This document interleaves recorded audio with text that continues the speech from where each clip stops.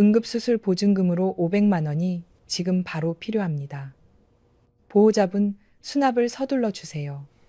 늦어지면 복막염으로 번질 수 있습니다. 서울 서대문구 신촌 세브란스병원 응급실 복도에서 그 말을 들었을 때 정도현은 처음으로 사람이 돈 앞에서 얼마나 초라해질 수 있는지 뼈저리게 느꼈다. 아랫배 오른쪽이 칼로 찢기는 것처럼 아팠고 셔츠는 식은땀으로 축축하게 젖어 있었다. 아침까지만 해도 그는 마포구 공덕동에 있는 IT 솔루션 회사에서 평소처럼 회의를 하고 있었다. 점심도 거른 채 제안서 수정을 하다가 퇴근 무렵 갑자기 배를 움켜쥐고 주저앉았다. 처음에는 체한 줄 알았다. 그러나 통증은 점점 오른쪽 아랫배로 몰려왔고 엘리베이터 앞에서 얼굴이 하얗게 질린 그를 본 후배 직원이 급히 119를 불렀다. 응급실은 사람들로 북적였다. 구급차 침대가 오가고 보호자들이 수납 창구 앞에서 초조하게 줄을 서 있었으며 어디선가 아이 울음소리와 노인의 신음소리가 섞여 들렸다. 정도현은 플라스틱 의자에 몸을 구기듯 앉아 있었다. 배를 움켜쥔 손가락이 하얗게 질려 있었다. 간호사가 들고 나온 서류에는 급성 충수염, 천공 위험, 응급수술 필요라는 말이 적혀 있었다. 의사의 설명은 짧고 단호했다. 이미 염증이 많이 진행됐고 지금 지체하면 위험하다는 것이었다. 그때 응급실 자동문이 열리고 한미라가 들어왔다. 정도현의 아내였다. 그녀는 회색 정장 바지에 낡은 베이지색 카디건을 걸치고 있었다. 오래 입어 소매 끝이 닳아 있었고 머리는 급하게 묶었는지 잔머리가 이마에 붙어 있었다. 그녀의 얼굴은 창백했지만 이상하게도 당황하거나 울 것 같은 표정은 아니었다. 오히려 너무 조용했다. 너무 차분해서 정도현은 순간 낯선 사람을 보는 것 같았다. 미라야. 그가 가까스로 아내의 이름을 불렀다. 목소리는 숨이 새듯 갈라졌다. 빨리 수납 좀 해줘. 의사가 바로 수술해야 한대. 보증금 500만 원만 먼저 내면 된대. 한미라는 그 자리에서 멈춰 섰다. 남편에게 달려오지도 않았고 그의 손을 잡지도 않았다. 그녀는 정확히 한 걸음 떨어진 곳에서 그를 내려다 보았다. 응급실의 흰 조명 아래 그녀의 눈빛은 싸늘했다. 걱정이 없는 것은 아니었다. 하지만 그 걱정보다 더 깊은 곳에 오래 묵은 분노와 지침이 있었다. 정도현은 그때까지도 그 눈빛을 이해하지 못했다. 나한테 왜 그래? 한미라가 낮은 목소리로 말했다. 정도현은 통증 때문에 눈살을 찌푸렸다. 뭐? 나한테 왜 수납하라고 해? 내가 무슨 돈이 있다고. 그 말은 응급실 한가운데서 도현의 귀를 찢고 들어왔다. 그는 믿을 수 없다는 듯 아내를 올려다보았다. 지금 자신은 뱃속에서 염증이 터질지도 모르는 상황이었다. 의사는 수술을 서두르라고 했다. 그런데 아내는 돈이 없다고 말했다. 그것도 마치 오늘을 기다렸다는 듯이 아주 차갑고 또렷하게. 미라야, 지금 장난칠 때 아니잖아.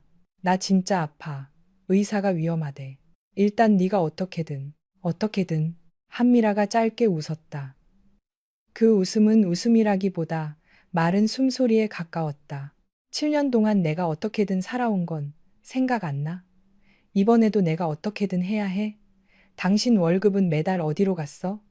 당신이 번 돈을 누가 들고 있어? 그 사람한테 전화해. 어머니한테 전화하라고. 정도현은 입을 벌렸지만 말이 나오지 않았다. 어머니라니. 이 상황에서 왜 어머니 이야기가 나오는지 그는 이해하지 못했다. 그는 본능적으로 화가 치밀었다. 아내가 차갑다고 느꼈다. 매정하다고 느꼈다. 남편이 응급수술을 앞두고 있는데 지난 세월의 돈 문제를 꺼내는 여자가 너무 낯설고 원망스러웠다. 너 지금 제정신이야? 내가 죽을 수도 있다는데 돈 얘기야? 그래, 돈 얘기야. 한미라는 가방에서 휴대전화를 꺼냈다. 손끝이 아주 조금 떨리고 있었지만 목소리는 흔들리지 않았다. 당신 어머니가 7년 동안 당신 월급 가져갔잖아. 당신은 나한테 늘 그랬지. 어머니가 다 우리 미래 위해서 모아주시는 거라고. 그럼 지금이 그 미래 아니야? 응급수술 보증금 500만 원도 못 내는 미래라면 대체 그 돈은 어디 있는 건데? 그녀는 화면에서 연락처 하나를 찾아 누른 뒤 전화를 정도현의 무릎 위에 올려놓았다. 화면에는 어머니라는 두 글자가 떠 있었다. 도현의 손이 떨렸다. 통증 때문인지 아내의 말 때문인지 알 수 없었다. 그는 그제야 응급실의 차가운 공기 속에서 이상한 예감 하나가 천천히 올라오는 것을 느꼈다. 그동안 보지 않으려 했던 것, 외면하려 했던 것, 아내가 수없이 말했지만 자신이 짜증으로 덮어버렸던 것들이 검은 물처럼 밀려왔다. 그의 결혼 생활은 시작부터 어긋나 있었다. 7년 전 정도현과 한미라는 서울 영등포구 여의도에 있는 작은 웨딩홀에서 결혼식을 올렸다. 도현은 IT 회사에서 빠르게 승진하던 프로젝트 매니저였고 미라는 마포구청 근처 세무사 사무실에서 일하던 성실한 격리 직원이었다. 두 사람은 합정동의 한 회계교육원에서 처음 만났다. 도현은 회사 비용 정산 시스템을 배우러 갔고 미라는 실무 자격증 과정을 들으러 왔다. 처음에는 별말 없이 인사만 나누던 사이였지만 수업이 끝난 뒤 망원시장 근처 분식집에서 우연히 마주친 날부터 가까워졌다. 미라는 화려한 여자는 아니었다. 하지만 사람을 편하게 만드는 따뜻함이 있었다. 계산이 빨랐고 말투가 부드러웠고 남의 사정을 함부로 판단하지 않았다. 도현은 그런 그녀에게 끌렸다. 그의 집은 겉으로 보기에는 평범한 서울 토박이 집안이었지만 안으로 들어가면 늘 복잡했다. 아버지는 도현이 고등학생 때 세상을 떠났고 어머니 오경숙은 혼자 자식 둘을 키웠다는 자부심이 강했다. 누나 정혜라는 결혼 후에도 친정에 자주 와서 어머니에게 돈을 빌려갔고 매형 백상철은 사업을 한다며 늘 큰 소리를 쳤지만 번번이 자금난을 겪었다. 도현은 집안의 장남이었다. 한국 사회에서 장남이라는 말은 단순한 출생 순서가 아니었다. 특히 오경숙 같은 어머니에게 장남은 남편의 빈자리를 대신해야 하는 존재였고 집안의 기둥이자 노후 보장이었다. 도현도 그 사실을 모르지 않았다. 어릴 때부터 그는 어머니가 시장에서 반찬 장사를 하며 자신을 키웠다는 말을 귀에 못이 박히도록 들었다. 명절 때마다 친척들은 도현이는 효자네. 엄마 고생한 거 다 갚아야지라고 말했다. 그 말은 칭찬처럼 들렸지만 사실은 족쇄였다. 결혼 사흘 뒤 오경숙은 두 사람을 불렀다. 장소는 서울 성동구 행당동의 오래된 아파트였다. 도현이 어린 시절부터 살던 집이었다. 엘리베이터 안에는 오래된 김치 냄새와 습한 시멘트 냄새가 배어 있었고 현관 앞에는 어머니가 수십 년째 쓰던 고무 슬리퍼가 놓여 있었다. 미라는 결혼 후 처음으로 제대로 시댁 저녁상을 차린 날이었다. 그녀는 동태찌개와 잡채, 시금치나물, 계란말이를 준비했다. 손이 느리긴 했지만 정성을 다했다. 오경숙은 식사 내내 간이 싱겁다. 잡채 당면이 퍼졌다. 요즘 젊은 여자들은 집안일을 배워오지 않는다고 툭툭 말했다. 식사가 끝난 뒤 오경숙은 거실 소파에 앉아 녹차를 마시며 말했다. 도현아, 네 월급 통장 카드 이리 줘라. 그 말에 미라의 젓가락이 멈췄다. 도현도 잠깐 당황했다. 갑자기 그건 왜요? 왜긴 왜야. 이제 결혼했으니까 돈 관리를 제대로 해야지. 젊은 것들이 벌면 버는 대로 쓰는 걸 내가 한두 번 보니 내 아버지 돌아가시고 내가 혼자 살림하면서 배운 게 뭔 줄 알아? 돈은 흩어지면 끝이야. 누군가 중심 잡고 묶어놔야 해. 오경숙의 말투는 부드럽지 않았다. 명령에 가까웠다. 미라는 조심스럽게 입을 열었다. 어머니, 저희가 이제 막 결혼했으니까 둘이 예산을 세워서 관리해보면 안 될까요? 전세 대출도 있고 생활비도 있고. 오경숙은 찻잔을 탁 내려놓았다. 너는 벌써부터 시어머니 말에 토를 다니? 거실 공기가 얼어붙었다. 미라는 얼굴이 하얗게 질렸다. 도현은 그때 아내 편을 들었어야 했다. 적어도 어머니, 저희가 상의해 볼게요. 라고 말했어야 했다. 하지만 그는 그러지 못했다. 어머니의 눈빛이 무서웠고 결혼 초부터 시끄럽게 만들고 싶지 않았다. 무엇보다 그는 어머니를 믿었다. 어머니가 고생하며 자신을 키웠고 돈에 관해서만큼은 누구보다 알뜰하다고 생각했다. 미라야, 어머니가 우리 생각해서 그러시는 거야. 괜히 기분 나쁘게 듣지 마. 도현이 그렇게 말하자 미라는 천천히 그를 바라보았다. 그 눈빛에는 당황과 실망이 섞여 있었다. 하지만 그녀는 더 따지지 않았다. 새댁이 시댁에서 목소리를 높이면 곧바로 버릇없는 며느리가 되는 분위기를 알고 있었다.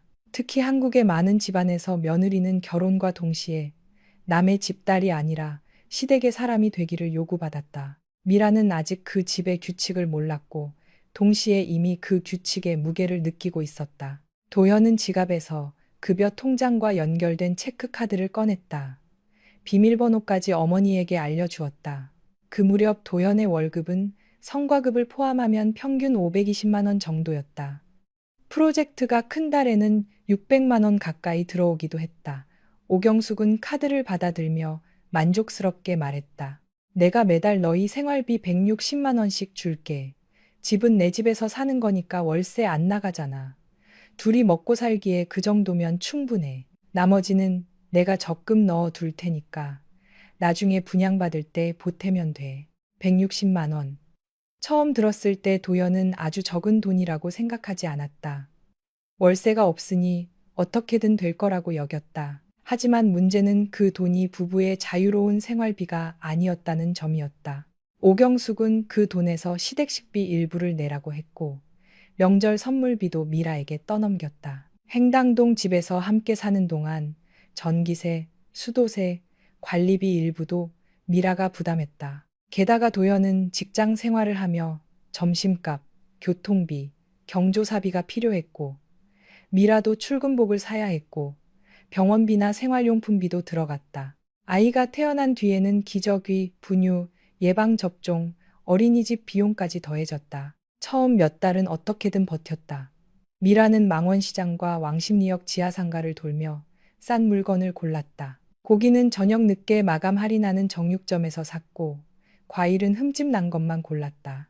화장품은 샘플을 모아 썼고 겨울 코트는 결혼 전 입던 것을 계속 입었다.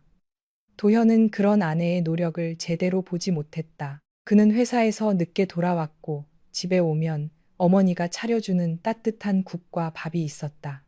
그 밥상이 어떤 돈으로 어떤 눈치 속에서 차려지는지 생각하지 않았다. 오경숙은 미라에게 자주 말했다. 요즘 며느리들은 참 편해. 우리 때는 시부모 모시고 살면서도 군소리 안 했어. 너는 회사 다닌다는 핑계로 살림도 반만 하잖아. 미라는 새벽에 일어나 밥을 안 치고 출근했다. 퇴근 후에는 다시 장을 보고 반찬을 했다. 시누이 혜란이 아이들을 데리고 오면 조카들 간식까지 챙겼다. 그런데도 칭찬은 돌아오지 않았다. 혜란은 친정집 냉장고를 열어보며 말했다. 옳게, 애들 먹일 만한 게 별로 없네. 엄마한테 생활비 받는다며? 너무 아끼는 거 아니야? 미라는 속으로 웃지도 울지도 못했다. 생활비를 받는다는 말은 맞았다. 하지만 그 돈은 늘 부족했다. 시댁 식구들은 미라가 돈을 아낀다고 불평했지만 사실 미라는 그 집에서 가장 적게 쓰는 사람이었다. 한 번은 겨울 초입이었다. 미라의 구두 밑창이 떨어졌다. 출근길에 시청역 계단을 내려가다가 발이 미끄러질 뻔했다. 그녀는 집에 돌아와 조심스럽게 도연에게 말했다. 나 구두 하나만 사면 안 될까? 너무 오래 신어서 밑창이 다 떨어졌어. 도현은 노트북을 보며 대수롭지 않게 대답했다. 사면 되지. 돈이 모자라서 그래. 이번 달에 어머니 생신상 준비하고 혜란 언니 애들 패딩 사주라고 어머니가 말씀하셔서. 도현은 그때 얼굴을 찌푸렸다. 또 돈 얘기야. 미라야, 어머니가 생활비 주시잖아.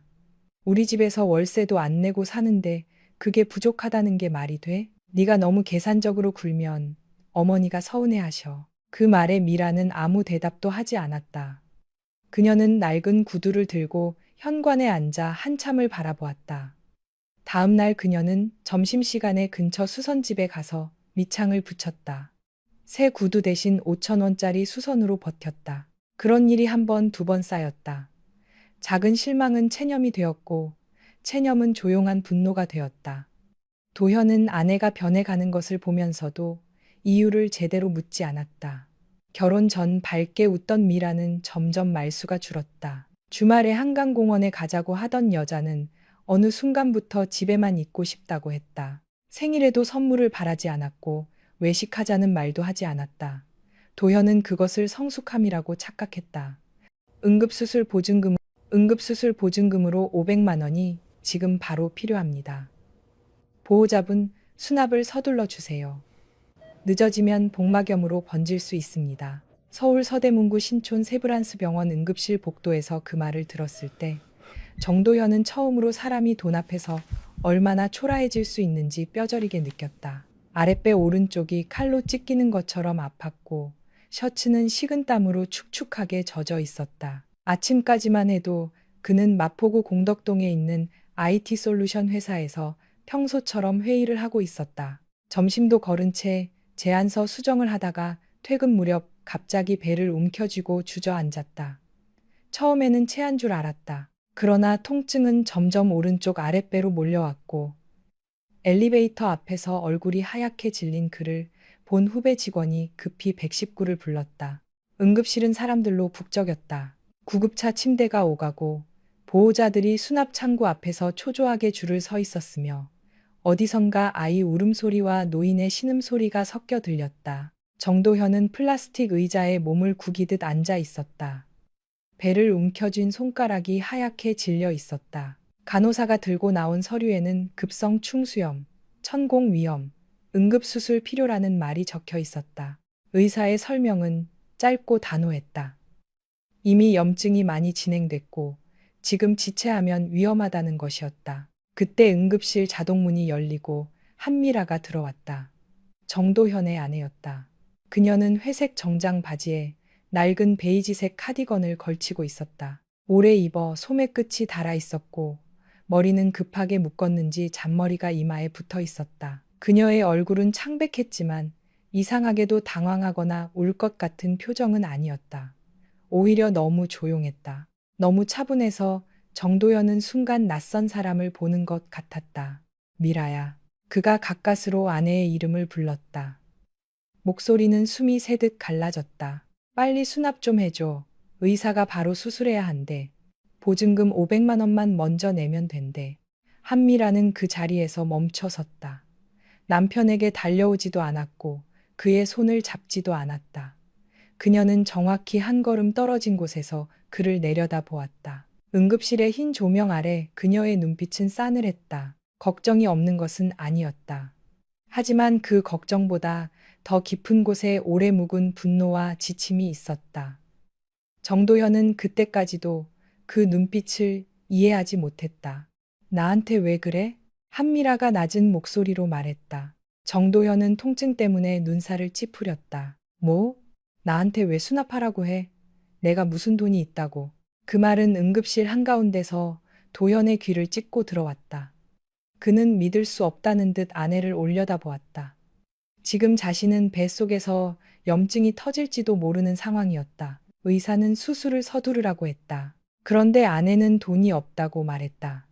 그것도 마치 오늘을 기다렸다는 듯이 아주 차갑고 또렷하게. 미라야, 지금 장난칠 때 아니잖아. 나 진짜 아파. 의사가 위험하대. 일단 네가 어떻게든. 한미라가 짧게 웃었다. 그 웃음은 웃음이라기보다 마른 숨소리에 가까웠다. 7년 동안 내가 어떻게든 살아온 건 생각 안 나? 이번에도 내가 어떻게든 해야 해? 당신 월급은 매달 어디로 갔어? 당신이 번 돈을 누가 들고 있어? 그 사람한테 전화해. 어머니한테 전화하라고. 정도현은 입을 벌렸지만 말이 나오지 않았다. 어머니라니. 이 상황에서 왜 어머니 이야기가 나오는지 그는 이해하지 못했다. 그는 본능적으로 화가 치밀었다. 아내가 차갑다고 느꼈다. 매정하다고 느꼈다. 남편이 응급수술을 앞두고 있는데 지난 세월의 돈 문제를 꺼내는 여자가 너무 낯설고 원망스러웠다. 너 지금 제정신이야? 내가 죽을 수도 있다는데 돈 얘기야? 그래, 돈 얘기야. 한미라는 가방에서 휴대전화를 꺼냈다. 손끝이 아주 조금 떨리고 있었지만 목소리는 흔들리지 않았다. 당신 어머니가 7년 동안 당신 월급 가져갔잖아. 당신은 나한테 늘 그랬지. 어머니가 다 우리 미래 위해서 모아주시는 거라고. 그럼 지금이 그 미래 아니야? 응급수술 보증금 500만 원도 못 내는 미래라면 대체 그 돈은 어디 있는 건데? 그녀는 화면에서 연락처 하나를 찾아 누른 뒤 전화를 정도현의 무릎 위에 올려놓았다. 화면에는 어머니라는 두 글자가 떠 있었다. 도현의 손이 떨렸다. 통증 때문인지 아내의 말 때문인지 알 수 없었다. 그는 그제야 응급실의 차가운 공기 속에서 이상한 예감 하나가 천천히 올라오는 것을 느꼈다. 그동안 보지 않으려 했던 것, 외면하려 했던 것, 아내가 수없이 말했지만 자신이 짜증으로 덮어버렸던 것들이 검은 물처럼 밀려왔다. 그의 결혼 생활은 시작부터 어긋나 있었다. 7년 전 정도현과 한미라는 서울 영등포구 여의도에 있는 작은 웨딩홀에서 결혼식을 올렸다. 도현은 IT 회사에서 빠르게 승진하던 프로젝트 매니저였고, 미라는 마포구청 근처 세무사 사무실에서 일하던 성실한 격리 직원이었다. 두 사람은 합정동의 한 회계교육원에서 처음 만났다. 도현은 회사 비용 정산 시스템을 배우러 갔고, 미라는 실무 자격증 과정을 들으러 왔다. 처음에는 별말 없이 인사만 나누던 사이였지만 수업이 끝난 뒤 망원시장 근처 분식집에서 우연히 마주친 날부터 가까워졌다. 미라는 화려한 여자는 아니었다. 하지만 사람을 편하게 만드는 따뜻함이 있었다. 계산이 빨랐고 말투가 부드러웠고 남의 사정을 함부로 판단하지 않았다. 도연은 그런 그녀에게 끌렸다. 그의 집은 겉으로 보기에는 평범한 서울 토박이 집안이었지만 안으로 들어가면 늘 복잡했다. 아버지는 도연이 고등학생 때 세상을 떠났고 어머니 오경숙은 혼자 자식 둘을 키웠다는 자부심이 강했다. 누나 정혜라는 결혼 후에도 친정에 자주 와서 어머니에게 돈을 빌려갔고 매형 백상철은 사업을 한다며 늘 큰 소리를 쳤지만 번번이 자금난을 겪었다. 도연은 집안의 장남이었다.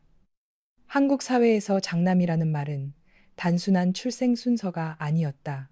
특히 오경숙 같은 어머니에게 장남은 남편의 빈자리를 대신해야 하는 존재였고 집안의 기둥이자 노후 보장이었다. 도현도 그 사실을 모르지 않았다.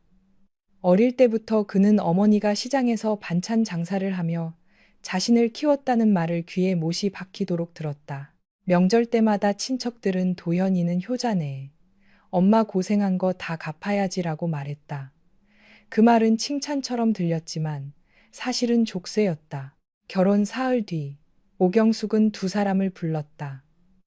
장소는 서울 성동구 행당동의 오래된 아파트였다. 도현이 어린 시절부터 살던 집이었다. 엘리베이터 안에는 오래된 김치 냄새와 습한 시멘트 냄새가 배어 있었고 현관 앞에는 어머니가 수십 년째 쓰던 고무 슬리퍼가 놓여 있었다. 미라는 결혼 후 처음으로 제대로 시댁 저녁상을 차린 날이었다. 그녀는 동태찌개와 잡채, 시금치나물, 계란말이를 준비했다. 손이 느리긴 했지만 정성을 다했다. 오경숙은 식사 내내 간이 싱겁다. 잡채 당면이 퍼졌다. 요즘 젊은 여자들은 집안일을 배워오지 않는다고 툭툭 말했다. 식사가 끝난 뒤 오경숙은 거실 소파에 앉아 녹차를 마시며 말했다. 도현아, 네 월급 통장 카드 이리 줘라. 그 말에 미라의 젓가락이 멈췄다. 도현도 잠깐 당황했다. 갑자기 그건 왜요? 왜긴 왜야. 이제 결혼했으니까 돈 관리를 제대로 해야지. 젊은 것들이 벌면 버는 대로 쓰는 걸 내가 한두 번 보니 내 아버지 돌아가시고 내가 혼자 살림하면서 배운 게 뭔 줄 알아? 돈은 흩어지면 끝이야. 누군가 중심 잡고 묶어놔야 해. 오경숙의 말투는 부드럽지 않았다. 명령에 가까웠다. 미라는 조심스럽게 입을 열었다. 어머니, 저희가 이제 막 결혼했으니까 둘이 예산을 세워서 관리해보면 안 될까요? 전세 대출도 있고 생활비도 있고. 오경숙은 찻잔을 탁 내려놓았다. 너는 벌써부터 시어머니 말에 토를 다니? 거실 공기가 얼어붙었다. 미라는 얼굴이 하얗게 질렸다. 도현은 그때 아내 편을 들었어야 했다. 적어도 어머니, 저희가 상의해 볼게요. 라고 말했어야 했다. 하지만 그는 그러지 못했다. 어머니의 눈빛이 무서웠고 결혼 초부터 시끄럽게 만들고 싶지 않았다. 무엇보다 그는 어머니를 믿었다. 어머니가 고생하며 자신을 키웠고 돈에 관해서만큼은 누구보다 알뜰하다고 생각했다. 미라야, 어머니가 우리 생각해서 그러시는 거야. 괜히 기분 나쁘게 듣지 마. 도현이 그렇게 말하자 미라는 천천히 그를 바라보았다. 그 눈빛에는 당황과 실망이 섞여 있었다. 하지만 그녀는 더 따지지 않았다. 새댁이 시댁에서 목소리를 높이면 곧바로 버릇없는 며느리가 되는 분위기를 알고 있었다. 특히 한국의 많은 집안에서 며느리는 결혼과 동시에 남의 집딸이 아니라 시댁의 사람이 되기를 요구받았다. 미라는 아직 그 집의 규칙을 몰랐고 동시에 이미 그 규칙의 무게를 느끼고 있었다. 도현은 지갑에서 급여 통장과 연결된 체크카드를 꺼냈다. 비밀번호까지 어머니에게 알려주었다. 그 무렵 도현의 월급은 성과급을 포함하면 평균 520만 원 정도였다. 프로젝트가 큰 달에는 600만 원 가까이 들어오기도 했다.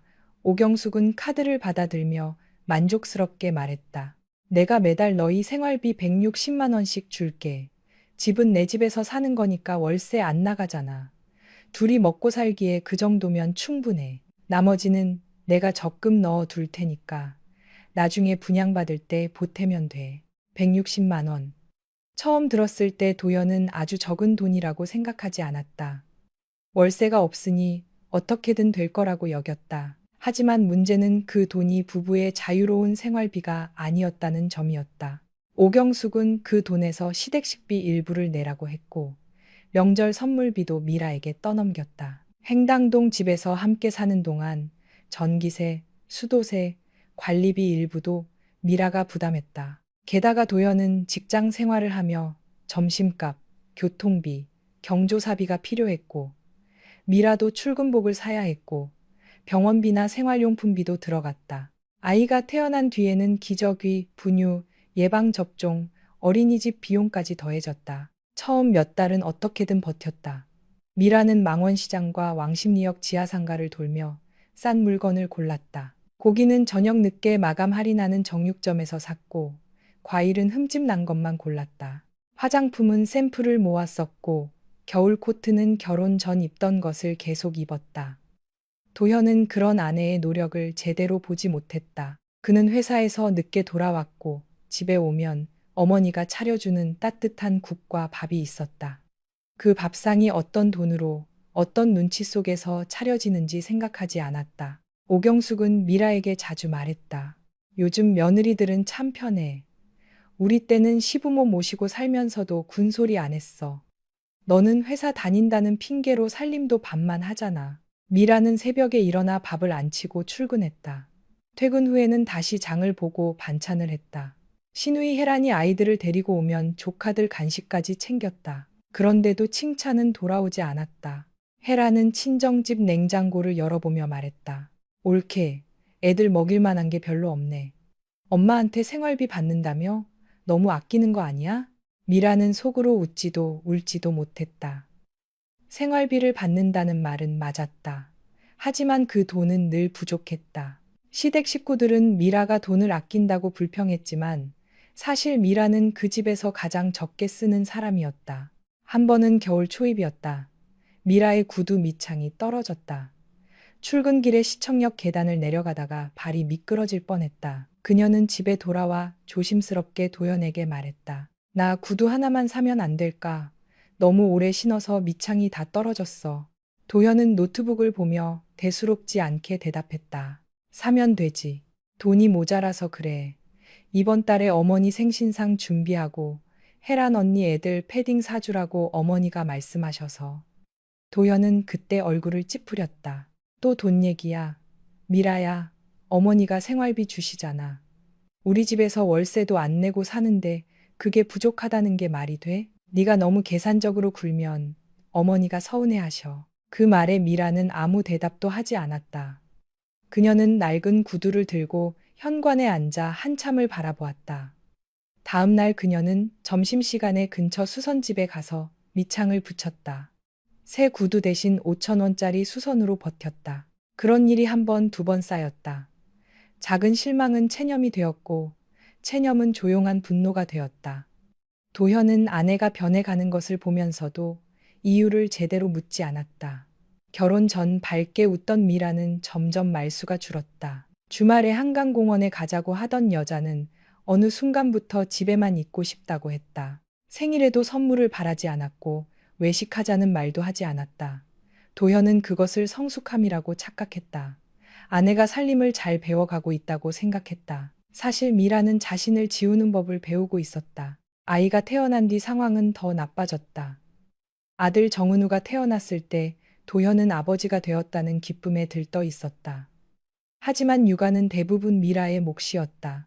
오경숙은 손주를 예뻐했지만 기저귀를 갈거나 밤새 우는 아이를 달래는 일은 하지 않았다. 오히려 미라가 피곤한 얼굴을 하면 혀를 찼다. 애 하나 키우면서 무슨 유세야. 나는 너희 남매 둘을 혼자 키웠다.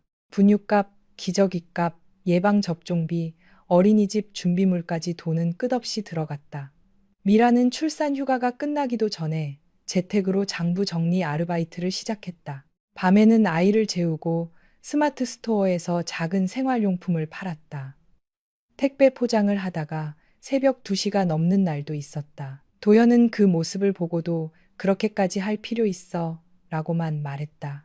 그는 자신이 매달 500만 원 넘게 벌고 있으니 아내가 돈 때문에 힘들 리 없다고 믿었다. 믿었다기보다 그렇게 믿고 싶었다. 몇 번이고 미라는 말했다. 도현 씨, 우리 이제 월급 카드 돌려받자.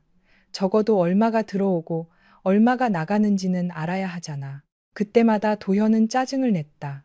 또 시작이야. 어머니 못 믿어? 엄마가 우리 돈으로 딴짓 하실 분이야? 넌 왜 그렇게 우리 가족을 의심해? 의심이 아니라 확인이 필요하다는 거야. 부부 사이에도 믿음이 중요하지만 가족 사이에도 믿음이 있어. 엄마는 내 엄마야. 나 키우느라 평생 고생하신 분이야. 돈 좀 맡겼다고 내가 이렇게 예민하게 굴면 내가 중간에서 얼마나 힘든지 알아? 미라는 그 말을 들을 때마다 마음속에서 무언가 조금씩 부서지는 소리를 들었다. 도현에게 가족은 어머니와 누나와 매형이었다. 미라와 아이는 늘 그 다음이었다. 그는 입으로는 아내를 사랑한다고 했지만 중요한 순간마다 어머니의 편에 섰다. 미라가 아픈 날에도 아이가 열이 나는 밤에도 시댁 행사가 있으면 그녀는 움직여야 했다. 설날에는 새벽 5시에 일어나 전을 부쳤고 추석에는 갈비찜과 나물, 송편을 준비했다. 헤라는 손님처럼 와서 앉아 있다가 말했다. 올케가 손맛이 좀 늘었네. 그래도 엄마 맛은 아직 멀었다. 그 말을 들으며 미라는 웃었다. 웃지 않으면 버틸 수 없었기 때문이다. 그런 세월이 7년이었다. 그리고 지금 그 7년의 끝에서 정도현은 응급실 의자에 앉아 있었다. 아내가 내민 휴대전화에는 어머니의 번호가 떠 있었고 간호사는 수술 동의서를 준비하고 있었다. 그는 통증에 신음하면서도 전화를 걸었다. 신호음이 길게 이어졌다. 한 번, 두 번, 세 번. 어머니는 받지 않았다. 네 번째 신호음이 울릴 때 한미라가 조용히 말했다. 스피커폰으로 받아. 미라야, 스피커폰으로 받으라고. 나도 들어야겠어. 당신 미래를 위해 모아둔 돈이 어디 있는지. 정도현은 아무 말도 못하고 스피커 버튼을 눌렀다. 5번째 신호음 끝에 전화가 연결됐다. 시끄러운 음악 소리와 사람들의 웃음소리가 먼저 흘러나왔다. 어머니 오경숙은 어디선가 모임 중인 듯 했다. 그녀는 평소에도 동창 모임에 나갈 때면 새 스카프를 두르고 딸이 사줬다고 자랑하는 핸드백을 들고 나갔다. 왜 전화했어? 엄마 지금 사람들하고 밥 먹는 중이야. 오경숙의 목소리는 귀찮음이 섞여 있었다. 도연은 숨을 몰아쉬었다. 엄마, 나 지금 세브란스 응급실이야. 급성 충수염이래. 바로 수술해야 한대. 수술 보증금 500만 원 먼저 내야 한대.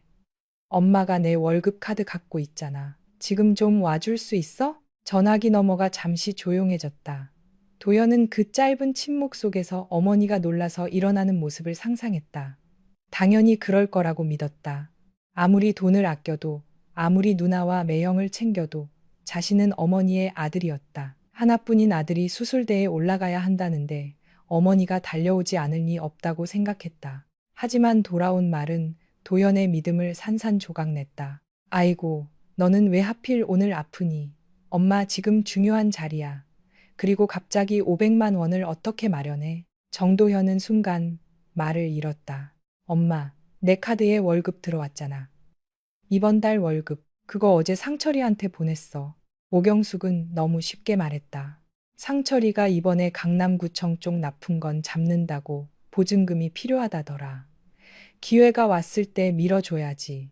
가족끼리 도와야 하는 거 아니니? 너도 나중에 다 덕볼 일이야. 도현은 귀를 의심했다. 엄마, 나 지금 수술해야 한다니까. 의사가 늦으면 위험하다고. 그러니까 네 마누라한테 내라고 해. 며느리가 남편 아프다는데 그 정도도 못해? 그리고 너희 맞벌이잖아.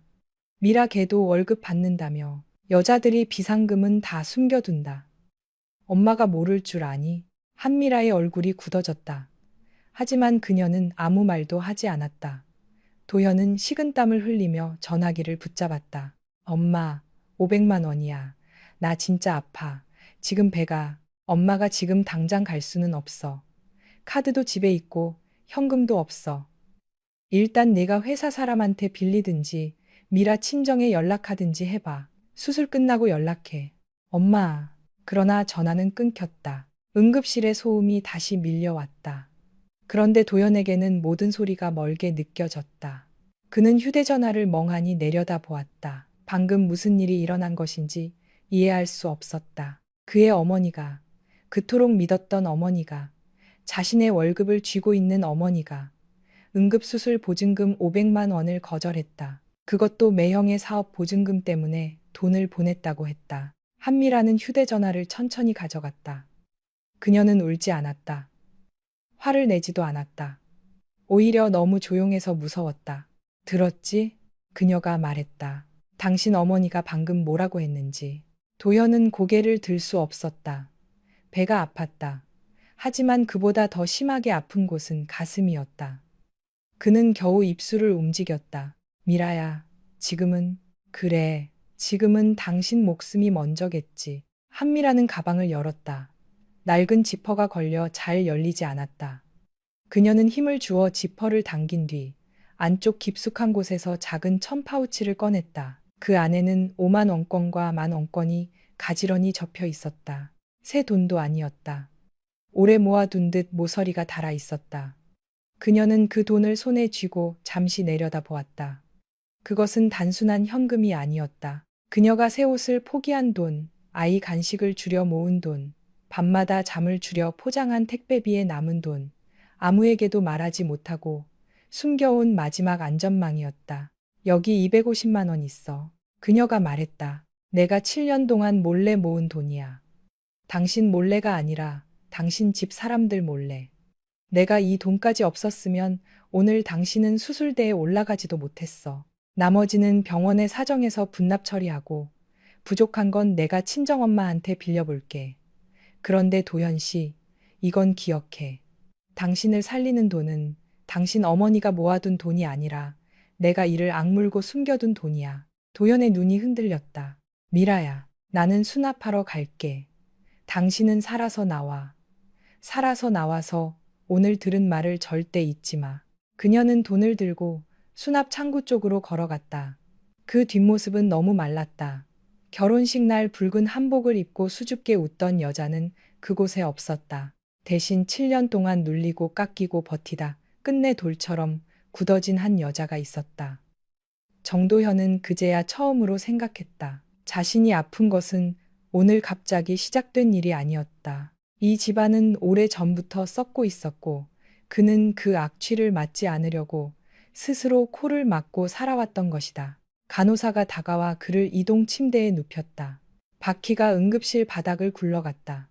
형광등 불빛이 천장 위로 하나씩 지나갔다. 한미라는 수납 영수증을 들고 달려와 침대 옆을 따라 걸었다. 그녀는 여전히 아무 말도 하지 않았다. 다만 침대가 수술실 앞에서 멈췄을 때 아주 잠깐 그의 손을 잡았다. 그 손은 차가웠고 거칠었다. 예전에는 부드러웠던 손이었다. 도현은 그 손을 붙잡고 싶었지만 힘이 없었다. 미라야, 그가 겨우 말했다. 나 잘못한 것 같아. 한미라는 그를 내려다 보았다. 그녀의 눈에는 눈물이 고여 있었지만 끝내 떨어지지 않았다. 수술 끝나고 얘기해. 그녀는 짧게 대답했다. 당신이 살아서 나오면 그때 진짜 이야기를 시작하자. 수술실 문이 열렸다. 차가운 공기가 흘러나왔다. 정도현은 안으로 밀려 들어가며 마지막으로 아내의 얼굴을 보았다. 그 순간 그는 처음으로 두려워졌다. 수술이 두려운 것이 아니었다. 죽음이 두려운 것도 아니었다. 자신이 깨어났을 때 어쩌면 지금까지 붙잡고 있던 모든 가족의 환상이 무너져 있을지도 모른다는 사실이 두려웠다.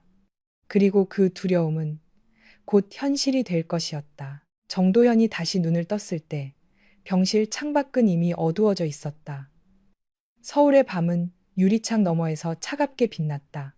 신촌 일대의 빌딩 불빛과 멀리 지나가는 자동차 헤드라이트가 희미하게 번졌다. 그는 천천히 숨을 들이마셨다. 배 아래쪽에서 찢어지는 듯한 통증이 올라왔다. 수술은 끝난 것 같았다.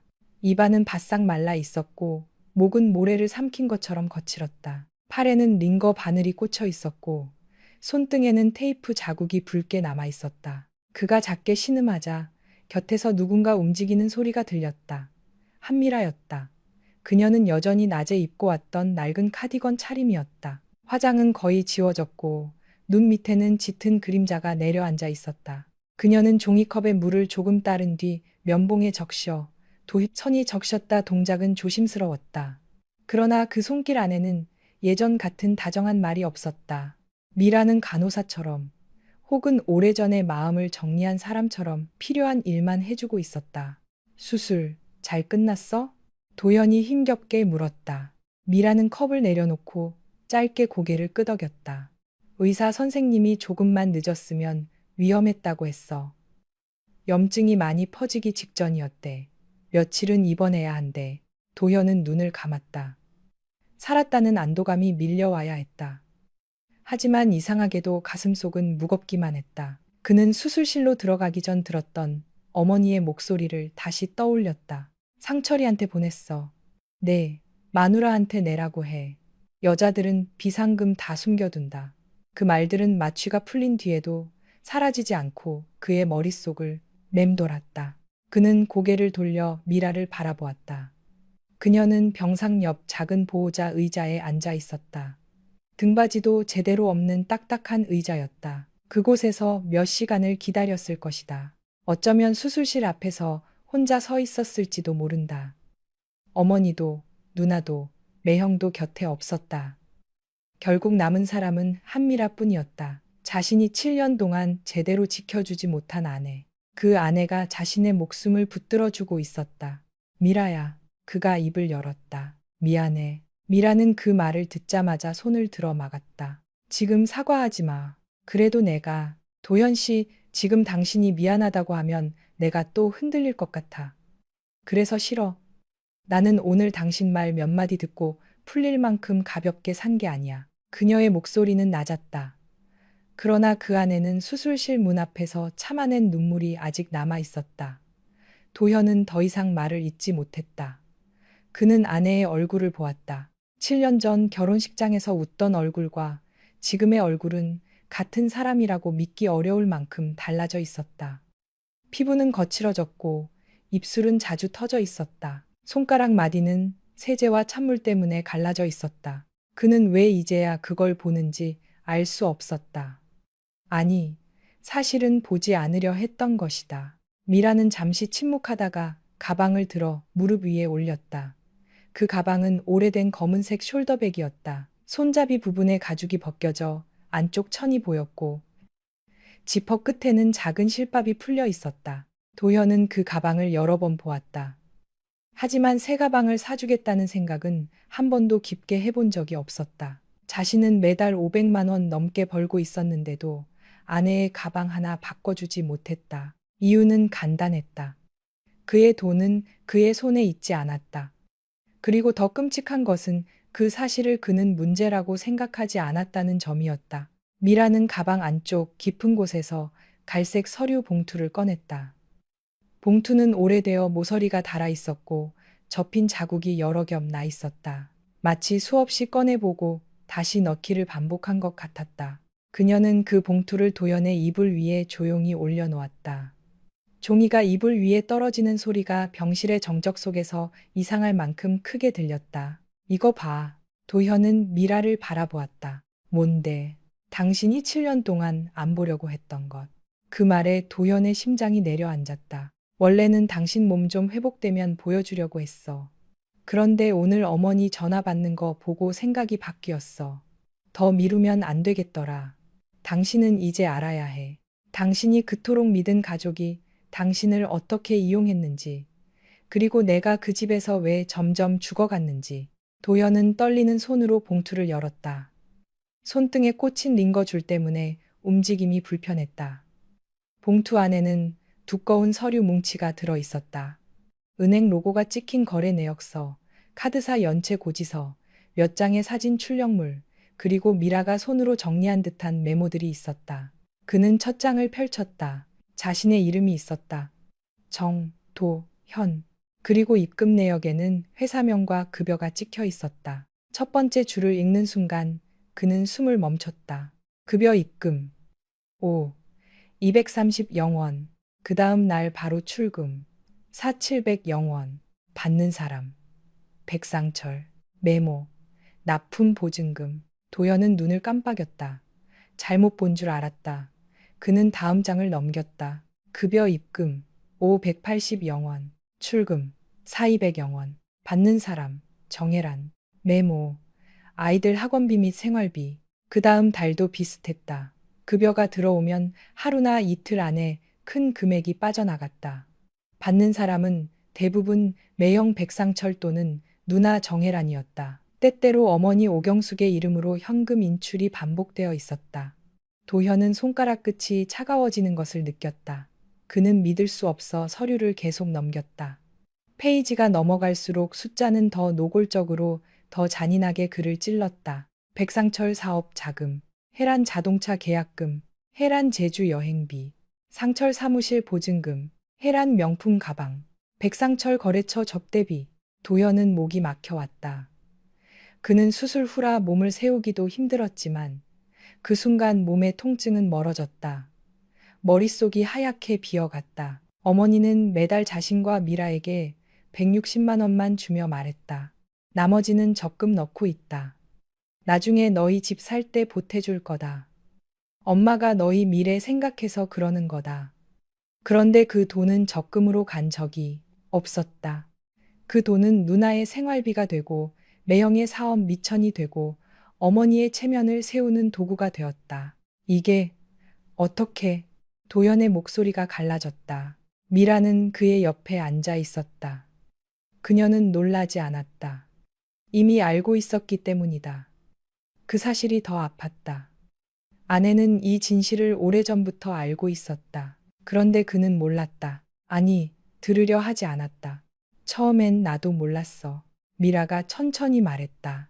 어머니가 돈을 모아주신다는 말을 완전히 믿은 건 아니었지만 그래도 설마 했어. 아무리 그래도 아들 돈을 그렇게 쓰겠나 싶었지. 그런데 이상했어. 혜란 언니는 늘 돈이 없다면서 새 가방을 들고 왔고 상철 형부는 사업이 어렵다면서 차를 바꿨어. 어머니는 시장에서 산 옷만 입는다고 하시면서 동창회 갈 때마다 새 스카프를 두르고 나가셨어. 우리만 늘 돈이 없었어. 우리만. 도현은 아무 말도 못했다. 그러다 우연히 알게 됐어. 내가 세무사 사무실에서 일하잖아. 거래처 중에 당신 회사 직원이 있었어. 그 사람이 술자리에서 그러더라. 정도현 팀장은 월급도 높고 성과급도 잘 나온다는데 집을 왜 아직도 못 샀냐고. 그 말을 듣는데 이상하게 심장이 철렁했어. 당신 월급이 내가 생각한 것보다 훨씬 많다는 걸 그때 확실히 알았거든. 미라는 잠시 숨을 골랐다. 응급수술 보증금으로 500만 원이 지금 바로 필요합니다. 보호자분 수납을 서둘러 주세요. 늦어지면 복막염으로 번질 수 있습니다. 서울 서대문구 신촌 세브란스 병원 응급실 복도에서 그 말을 들었을 때 정도현은 처음으로 사람이 돈 앞에서 얼마나 초라해질 수 있는지 뼈저리게 느꼈다. 아랫배 오른쪽이 칼로 찢기는 것처럼 아팠고 셔츠는 식은땀으로 축축하게 젖어 있었다. 아침까지만 해도 그는 마포구 공덕동에 있는 IT 솔루션 회사에서 평소처럼 회의를 하고 있었다. 점심도 거른 채 제안서 수정을 하다가 퇴근 무렵 갑자기 배를 움켜쥐고 주저앉았다. 처음에는 체한 줄 알았다. 그러나 통증은 점점 오른쪽 아랫배로 몰려왔고 엘리베이터 앞에서 얼굴이 하얗게 질린 그를 본 후배 직원이 급히 119를 불렀다. 응급실은 사람들로 북적였다. 구급차 침대가 오가고 보호자들이 수납 창구 앞에서 초조하게 줄을 서 있었으며 어디선가 아이 울음소리와 노인의 신음소리가 섞여 들렸다. 정도현은 플라스틱 의자에 몸을 구기듯 앉아 있었다. 배를 움켜쥔 손가락이 하얗게 질려 있었다. 간호사가 들고 나온 서류에는 급성 충수염, 천공 위험, 응급수술 필요라는 말이 적혀 있었다. 의사의 설명은 짧고 단호했다. 이미 염증이 많이 진행됐고 지금 지체하면 위험하다는 것이었다. 그때 응급실 자동문이 열리고 한미라가 들어왔다. 정도현의 아내였다. 그녀는 회색 정장 바지에 낡은 베이지색 카디건을 걸치고 있었다. 오래 입어 소매 끝이 닳아 있었고 머리는 급하게 묶었는지 잔머리가 이마에 붙어 있었다. 그녀의 얼굴은 창백했지만 이상하게도 당황하거나 울 것 같은 표정은 아니었다. 오히려 너무 조용했다. 너무 차분해서 정도현은 순간 낯선 사람을 보는 것 같았다. 미라야. 그가 가까스로 아내의 이름을 불렀다. 목소리는 숨이 새듯 갈라졌다.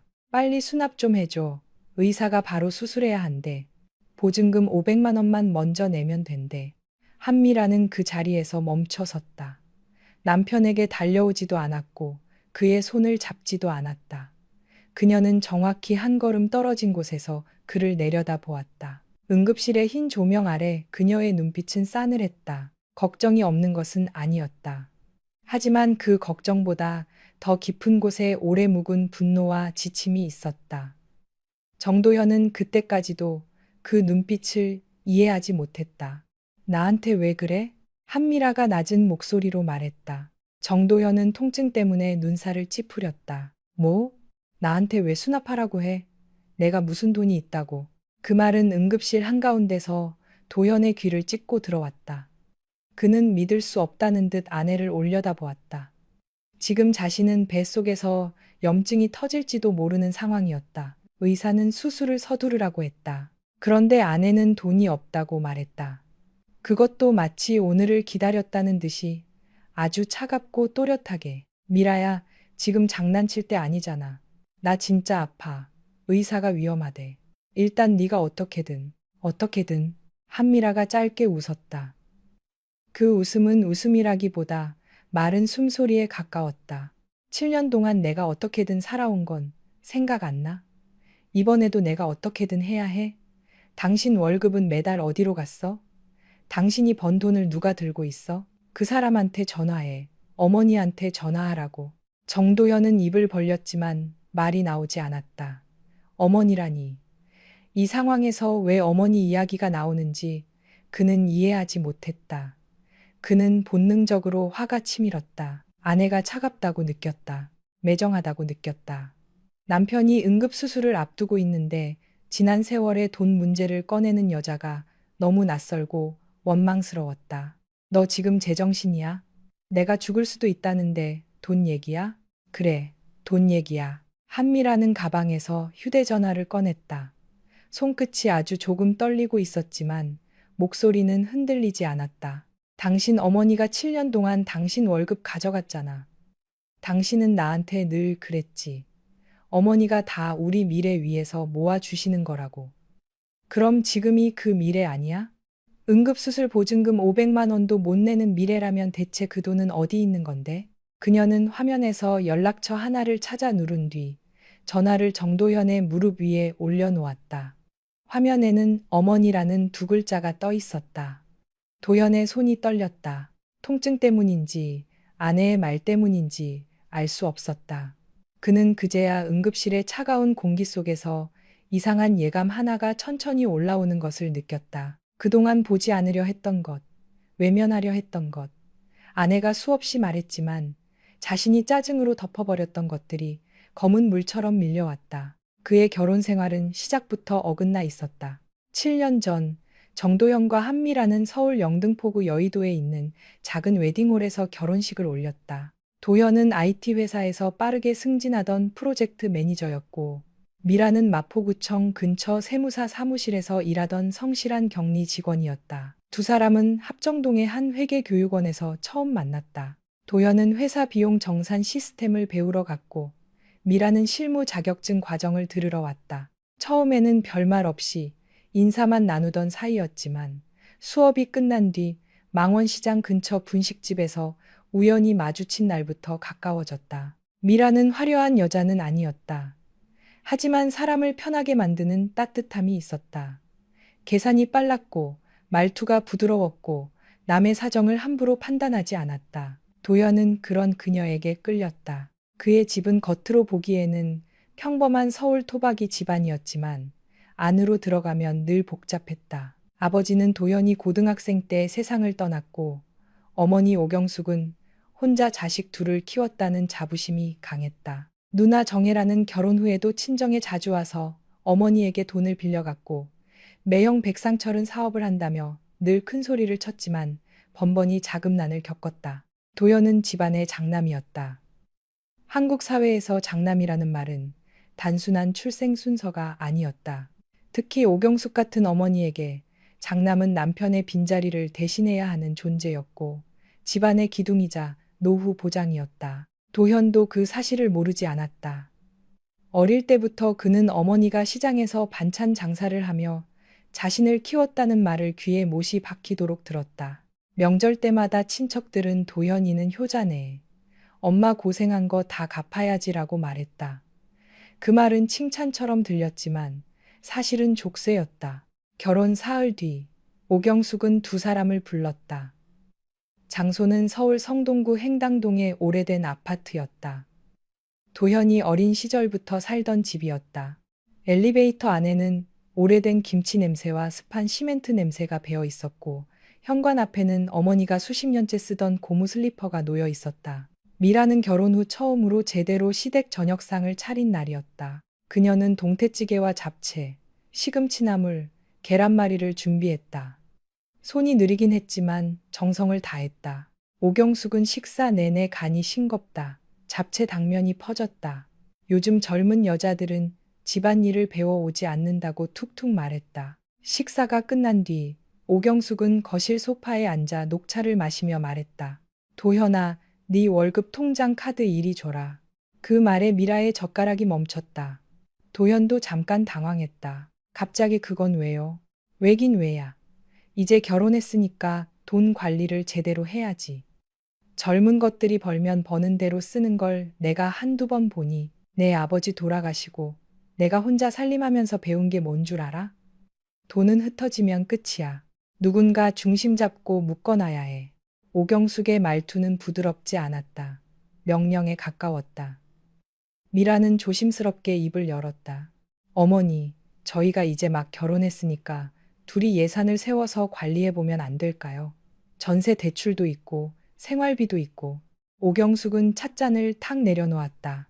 너는 벌써부터 시어머니 말에 토를 다니? 거실 공기가 얼어붙었다. 미라는 얼굴이 하얗게 질렸다.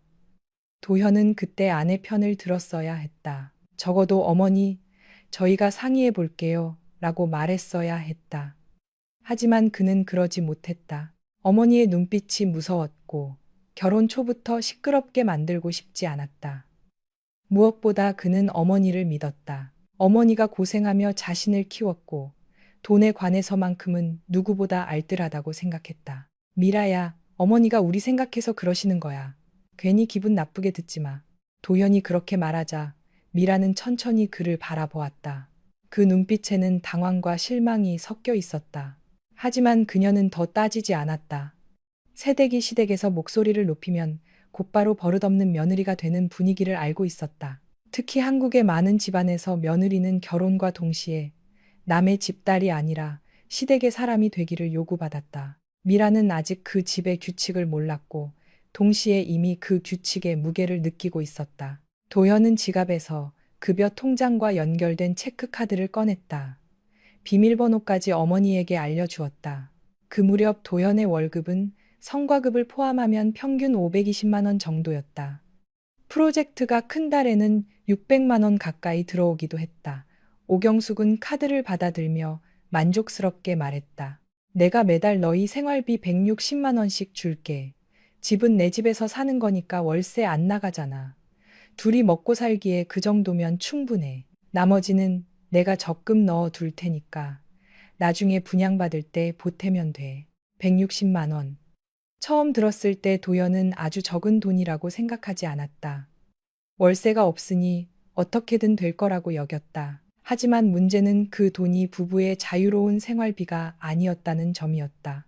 오경숙은 그 돈에서 시댁식비 일부를 내라고 했고 명절 선물비도 미라에게 떠넘겼다. 행당동 집에서 함께 사는 동안 전기세, 수도세, 관리비 일부도 미라가 부담했다. 게다가 도연은 직장 생활을 하며 점심값, 교통비, 경조사비가 필요했고 미라도 출근복을 사야 했고 병원비나 생활용품비도 들어갔다. 아이가 태어난 뒤에는 기저귀, 분유, 예방접종, 어린이집 비용까지 더해졌다. 처음 몇 달은 어떻게든 버텼다.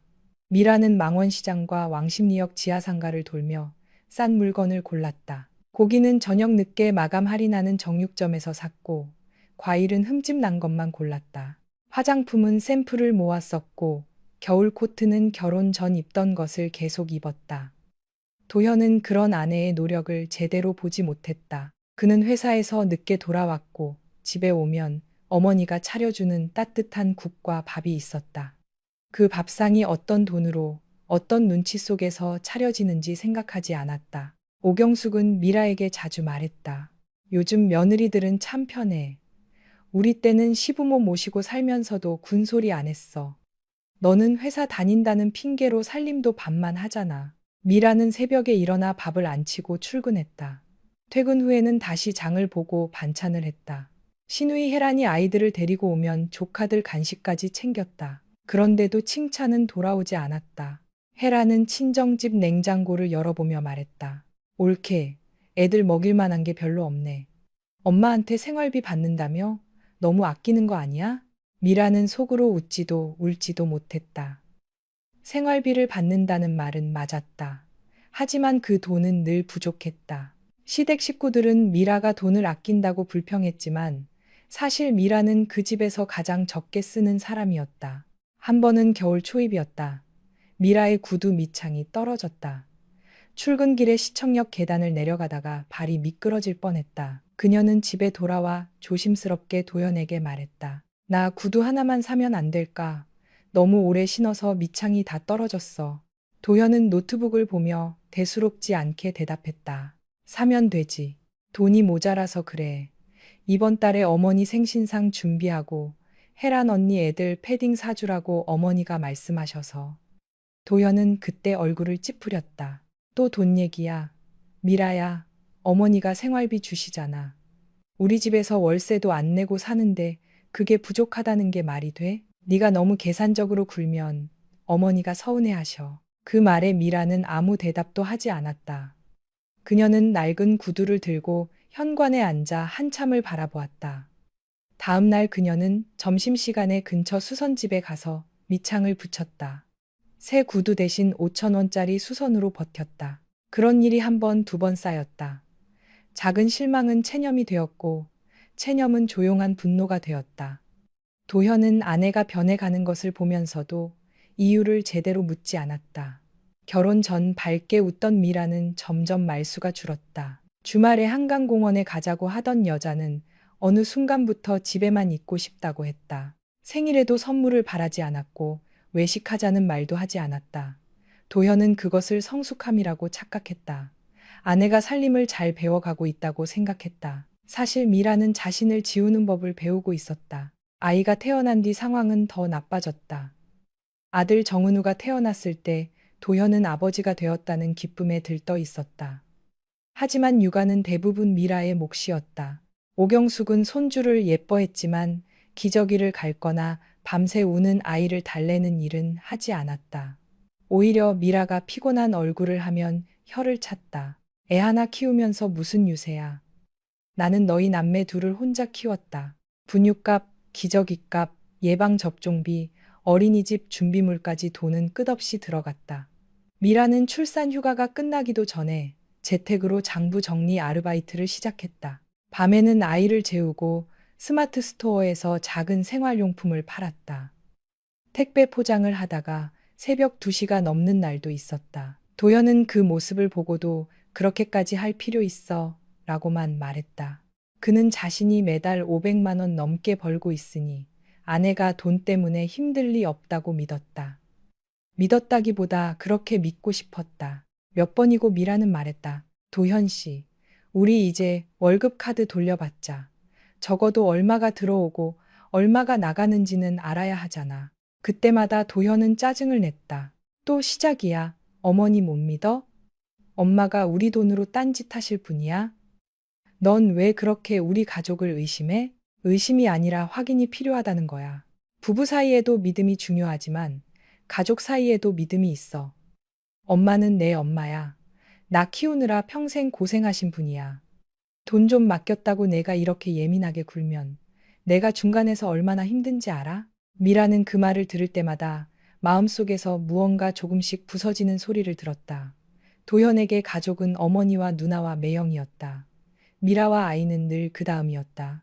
그는 입으로는 아내를 사랑한다고 했지만 중요한 순간마다 어머니의 편에 섰다. 미라가 아픈 날에도 아이가 열이 나는 밤에도 시댁 행사가 있으면 그녀는 움직여야 했다.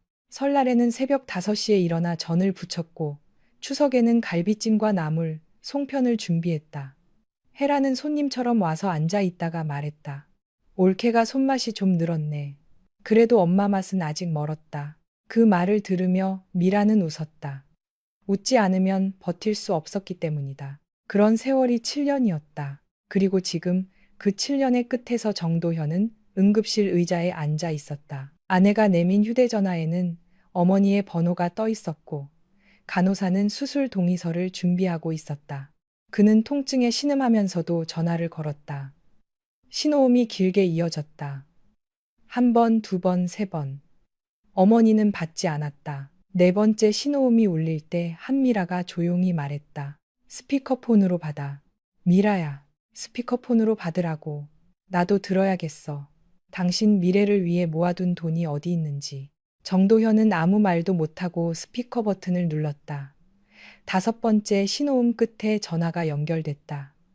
시끄러운 음악 소리와 사람들의 웃음소리가 먼저 흘러나왔다. 어머니 오경숙은 어디선가 모임 중인 듯 했다. 그녀는 평소에도 동창 모임에 나갈 때면 새 스카프를 두르고 딸이 사줬다고 자랑하는 핸드백을 들고 나갔다. 왜 전화했어? 엄마 지금 사람들하고 밥 먹는 중이야. 오경숙의 목소리는 귀찮음이 섞여 있었다. 도현은 숨을 몰아쉬었다. 엄마, 나 지금 세브란스 응급실이야. 급성 충수염이래. 바로 수술해야 한대.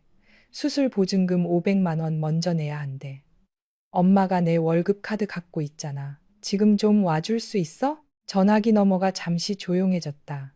도연은 그 짧은 침묵 속에서 어머니가 놀라서 일어나는 모습을 상상했다.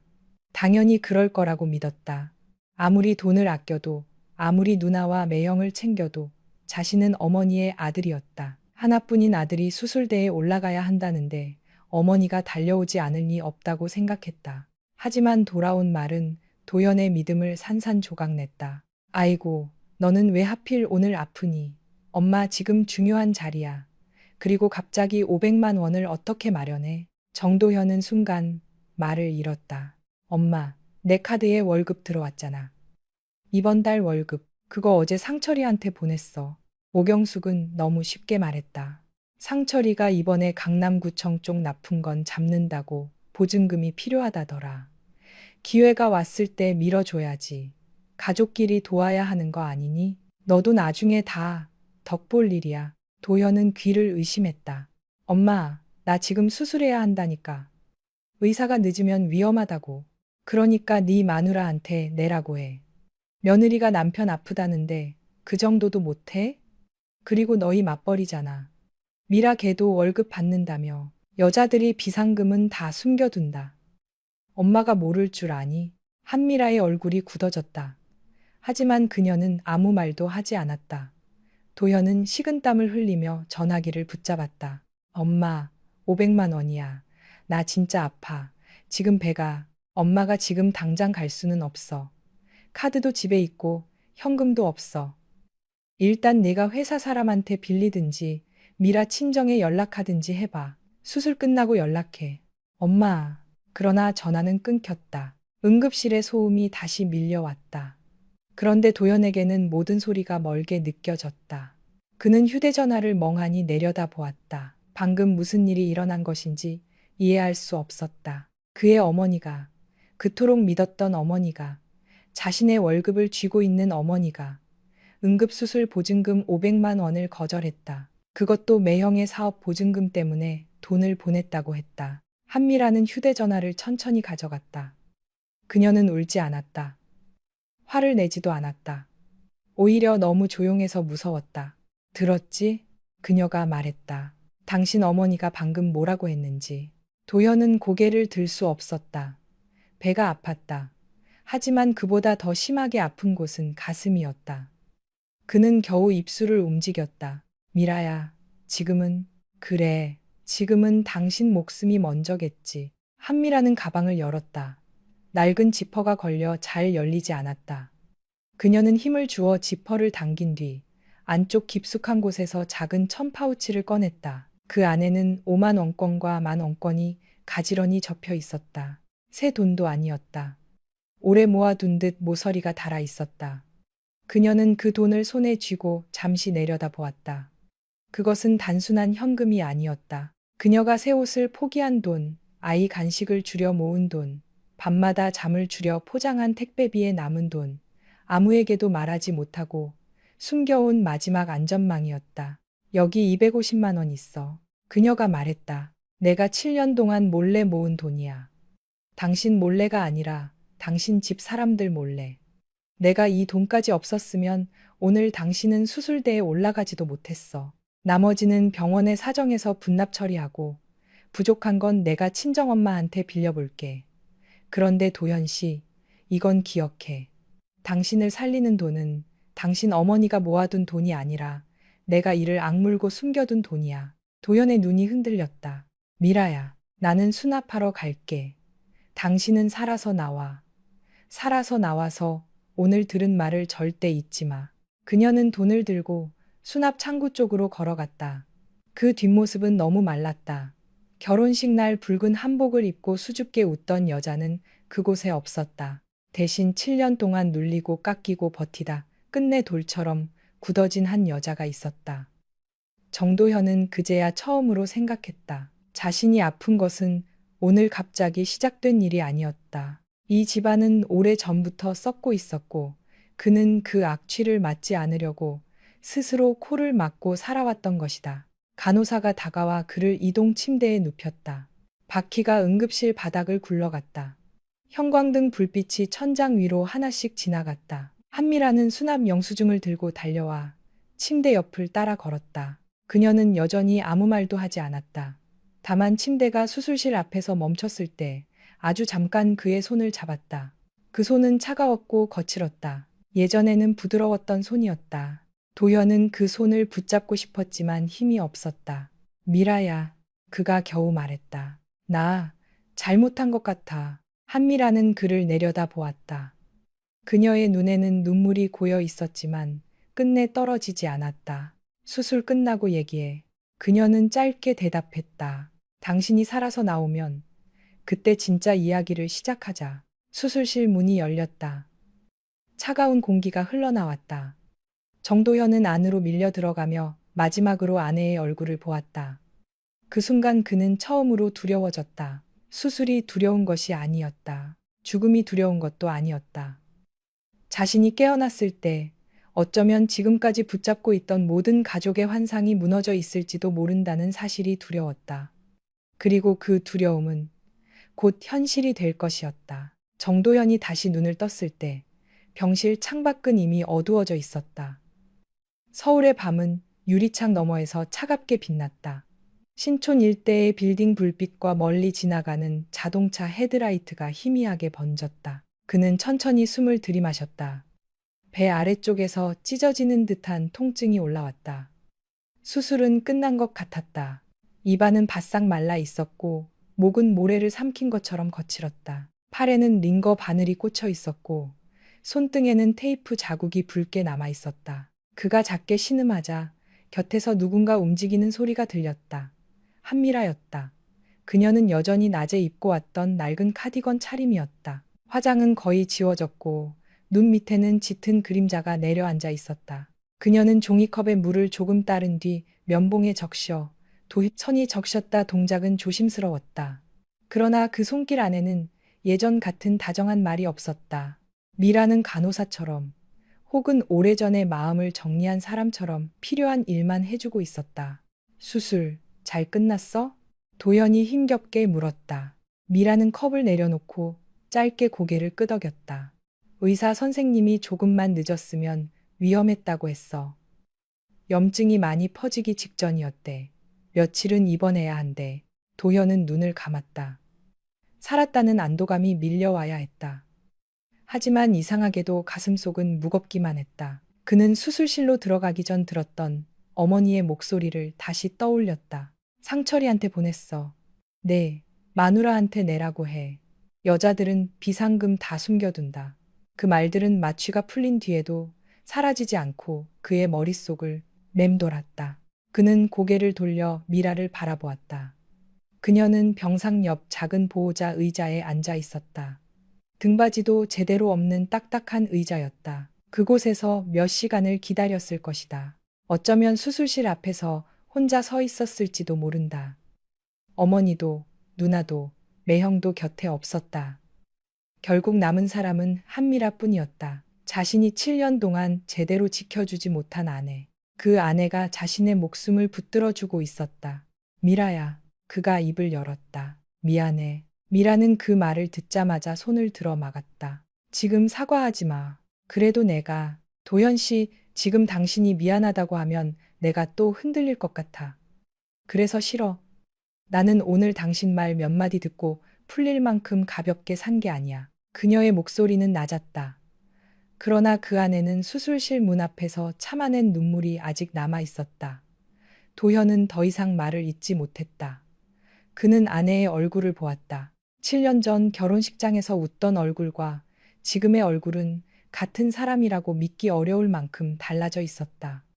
피부는 거칠어졌고 입술은 자주 터져 있었다. 손가락 마디는 세제와 찬물 때문에 갈라져 있었다. 그는 왜 이제야 그걸 보는지 알 수 없었다.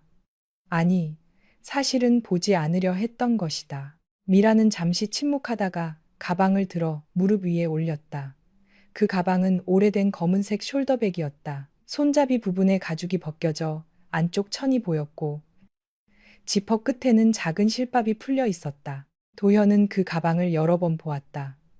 하지만 새 가방을 사주겠다는 생각은 한 번도 깊게 해본 적이 없었다. 자신은 매달 500만 원 넘게 벌고 있었는데도 아내의 가방 하나 바꿔주지 못했다. 이유는 간단했다. 그의 돈은 그의 손에 있지 않았다. 그리고 더 끔찍한 것은 그 사실을 그는 문제라고 생각하지 않았다는 점이었다. 미라는 가방 안쪽 깊은 곳에서 갈색 서류 봉투를 꺼냈다. 봉투는 오래되어 모서리가 닳아 있었고 접힌 자국이 여러 겹 나 있었다. 마치 수없이 꺼내보고 다시 넣기를 반복한 것 같았다. 그녀는 그 봉투를 도연의 이불 위에 조용히 올려놓았다. 종이가 이불 위에 떨어지는 소리가 병실의 정적 속에서 이상할 만큼 크게 들렸다. 이거 봐. 도현은 미라를 바라보았다. 뭔데? 당신이 7년 동안 안 보려고 했던 것. 그 말에 도현의 심장이 내려앉았다. 원래는 당신 몸 좀 회복되면 보여주려고 했어. 그런데 오늘 어머니 전화 받는 거 보고 생각이 바뀌었어. 더 미루면 안 되겠더라. 당신은 이제 알아야 해. 당신이 그토록 믿은 가족이 당신을 어떻게 이용했는지, 그리고 내가 그 집에서 왜 점점 죽어갔는지. 도연은 떨리는 손으로 봉투를 열었다. 손등에 꽂힌 링거줄 때문에 움직임이 불편했다. 봉투 안에는 두꺼운 서류 뭉치가 들어 있었다. 은행 로고가 찍힌 거래 내역서, 카드사 연체 고지서, 몇 장의 사진 출력물, 그리고 미라가 손으로 정리한 듯한 메모들이 있었다. 그는 첫 장을 펼쳤다. 자신의 이름이 있었다. 정, 도, 현. 그리고 입금 내역에는 회사명과 급여가 찍혀 있었다. 첫 번째 줄을 읽는 순간 그는 숨을 멈췄다. 급여 입금. 5. 230영원. 그 다음 날 바로 출금. 4,700영원. 받는 사람. 백상철. 메모. 납품 보증금. 도연은 눈을 깜빡였다. 잘못 본 줄 알았다. 그는 다음 장을 넘겼다. 급여 입금. 5,180영원. 출금. 4,200영원. 받는 사람. 정혜란. 메모. 아이들 학원비 및 생활비. 그 다음 달도 비슷했다. 급여가 들어오면 하루나 이틀 안에 큰 금액이 빠져나갔다. 받는 사람은 대부분 매형 백상철 또는 누나 정혜란이었다. 때때로 어머니 오경숙의 이름으로 현금 인출이 반복되어 있었다. 도현은 손가락 끝이 차가워지는 것을 느꼈다. 그는 믿을 수 없어 서류를 계속 넘겼다. 페이지가 넘어갈수록 숫자는 더 노골적으로 더 잔인하게 글을 찔렀다. 백상철 사업 자금, 해란 자동차 계약금, 해란 제주 여행비, 상철 사무실 보증금, 해란 명품 가방, 백상철 거래처 접대비.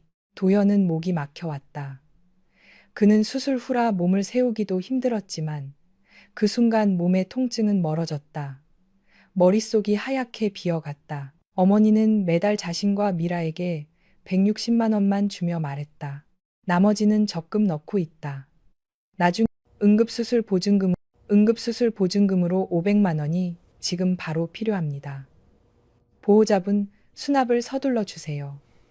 늦어지면 복막염으로 번질 수 있습니다. 서울 서대문구 신촌 세브란스병원 응급실 복도에서 그 말을 들었을 때 정도현은 처음으로 사람이 돈 앞에서 얼마나 초라해질 수 있는지 뼈저리게 느꼈다. 아랫배 오른쪽이 칼로 찢기는 것처럼 아팠고 셔츠는 식은땀으로 축축하게 젖어 있었다. 아침까지만 해도 그는 마포구 공덕동에 있는 IT 솔루션 회사에서 평소처럼 회의를 하고 있었다. 점심도 거른 채 제안서 수정을 하다가 퇴근 무렵 갑자기 배를 움켜쥐고 주저앉았다. 처음에는 체한 줄 알았다. 그러나 통증은 점점 오른쪽 아랫배로 몰려왔고 엘리베이터 앞에서 얼굴이 하얗게 질린 그를 본 후배 직원이 급히 119를 불렀다.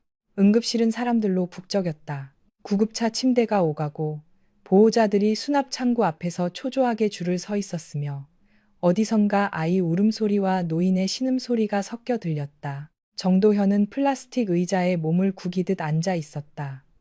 배를 움켜쥔 손가락이 하얗게 질려 있었다. 간호사가 들고 나온 서류에는 급성 충수염, 천공 위험, 응급수술 필요라는 말이 적혀 있었다. 의사의 설명은 짧고 단호했다. 이미 염증이 많이 진행됐고 지금 지체하면 위험하다는 것이었다. 그때 응급실 자동문이 열리고 한미라가 들어왔다. 정도현의 아내였다. 그녀는 회색 정장 바지에 낡은 베이지색 카디건을 걸치고 있었다. 오래 입어 소매 끝이 닳아 있었고 머리는 급하게 묶었는지 잔머리가 이마에 붙어 있었다. 그녀의 얼굴은 창백했지만 이상하게도 당황하거나 울 것 같은 표정은 아니었다. 오히려 너무 조용했다. 너무 차분해서 정도현은 순간 낯선 사람을 보는 것 같았다. 미라야. 그가 가까스로 아내의 이름을 불렀다. 목소리는 숨이 새듯 갈라졌다. 빨리 수납 좀 해줘. 의사가 바로 수술해야 한대. 보증금 500만 원만 먼저 내면 된대. 한미라는 그 자리에서 멈춰 섰다. 남편에게 달려오지도 않았고 그의 손을 잡지도 않았다. 그녀는 정확히 한 걸음 떨어진 곳에서 그를 내려다 보았다. 응급실의 흰 조명 아래 그녀의 눈빛은 싸늘했다. 걱정이 없는 것은 아니었다. 하지만 그 걱정보다 더 깊은 곳에 오래 묵은 분노와 지침이 있었다. 정도현은 그때까지도 그 눈빛을 이해하지 못했다. 나한테 왜 그래? 한미라가 낮은 목소리로 말했다. 정도현은 통증 때문에 눈살을 찌푸렸다. 뭐? 나한테 왜 수납하라고 해? 내가 무슨 돈이 있다고. 그 말은 응급실 한가운데서 도현의 귀를 찢고 들어왔다. 그는 믿을 수 없다는 듯 아내를 올려다보았다. 지금 자신은 뱃속에서 염증이 터질지도 모르는 상황이었다. 의사는 수술을 서두르라고 했다. 그런데 아내는 돈이 없다고 말했다. 그것도 마치 오늘을 기다렸다는 듯이 아주 차갑고 또렷하게. 미라야, 지금 장난칠 때 아니잖아. 나 진짜 아파. 의사가 위험하대. 일단 네가 어떻게든. 한미라가 짧게 웃었다. 그 웃음은 웃음이라기보다 마른 숨소리에 가까웠다. 7년 동안 내가 어떻게든 살아온 건 생각 안 나? 이번에도 내가 어떻게든 해야 해? 당신 월급은 매달 어디로 갔어? 당신이 번 돈을 누가 들고 있어? 그 사람한테 전화해. 어머니한테 전화하라고. 정도현은 입을 벌렸지만 말이 나오지 않았다. 어머니라니. 이 상황에서 왜 어머니 이야기가 나오는지 그는 이해하지 못했다. 그는 본능적으로 화가 치밀었다. 아내가 차갑다고 느꼈다. 매정하다고 느꼈다. 남편이 응급수술을 앞두고 있는데 지난 세월의 돈 문제를 꺼내는 여자가 너무 낯설고 원망스러웠다. 너 지금 제정신이야?